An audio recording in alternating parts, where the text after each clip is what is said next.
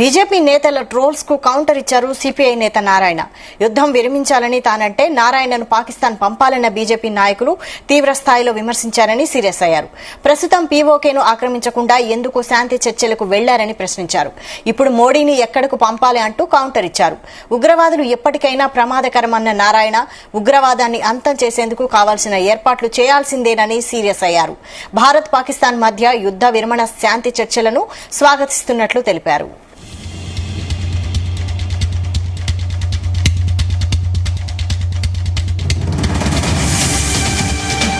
భారత్ పాకిస్తాన్ మధ్య యుద్ధ విరమణ శాంతి చర్చలకు స్వాగతం పలుకుతా ఉన్నాం.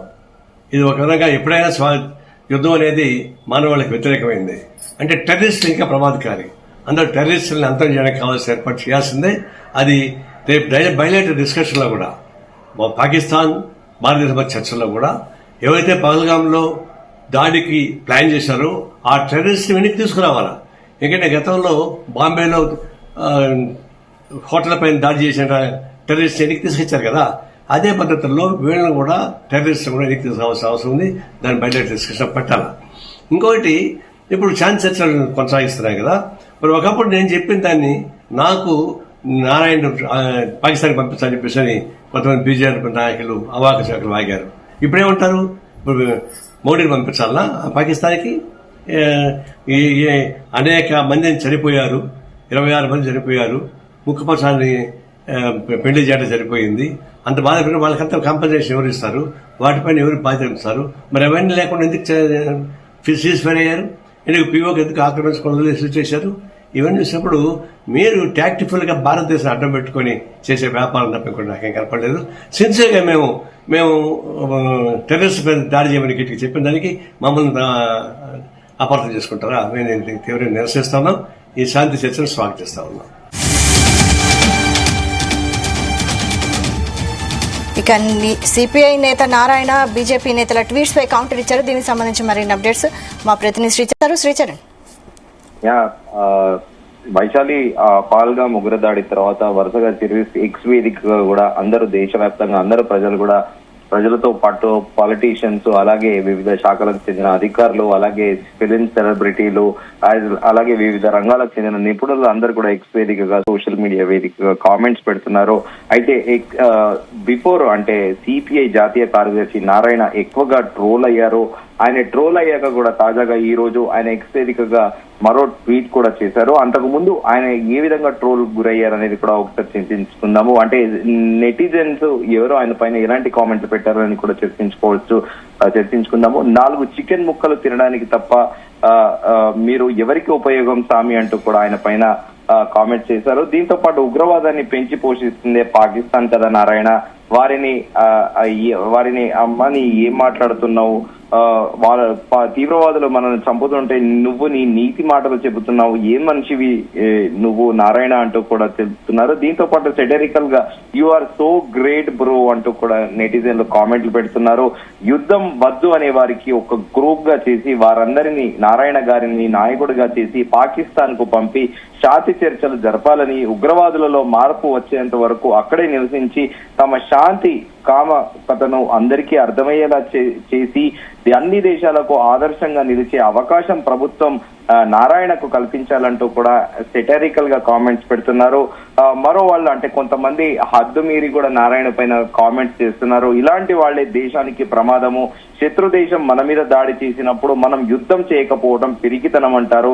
అదే శత్రు శరణు కోరినప్పుడు చర్చలు జరపడం తప్పు కాదు, ఈ మాత్రం తేడా తెలియకపోతే ఎలా అంటూ కూడా కామెంట్స్ పెట్టారు.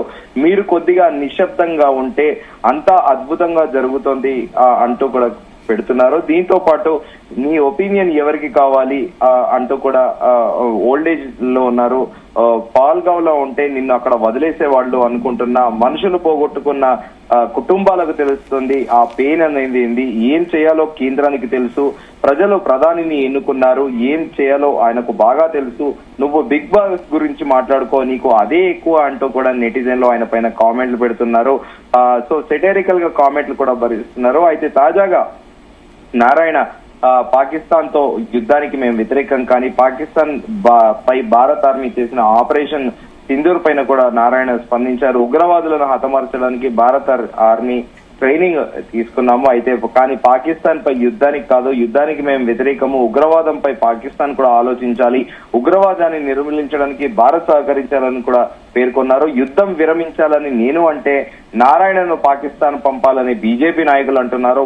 పాకిస్తాన్ ఆక్యుపైడ్ కాశ్మీర్ ని ఆక్రమించకుండా ఎందుకు శాంతి చర్చలకు వెళ్లారంటూ కూడా ఆయన ప్రశ్నించారు. ఇప్పుడు మోదీని పాకిస్తాన్ కు పంపాలా అంటూ కూడా ఆయన సంచలన వ్యాఖ్యలు చేశారు. ఉగ్రవాదులు ఎప్పటికైనా ప్రమాదకరము, ఉగ్రవాదాన్ని అంతం చేసేందుకు కావాల్సిన ఏర్పాట్లు చేయాల్సిందే అంటూ కూడా ఆయన కీలక వ్యాఖ్యలు చేశారు. సో భారత్ పాకిస్తాన్ నడుమ యుద్ధ విరమణ శాంతి చర్చలకు స్వాగతిస్తున్నాము.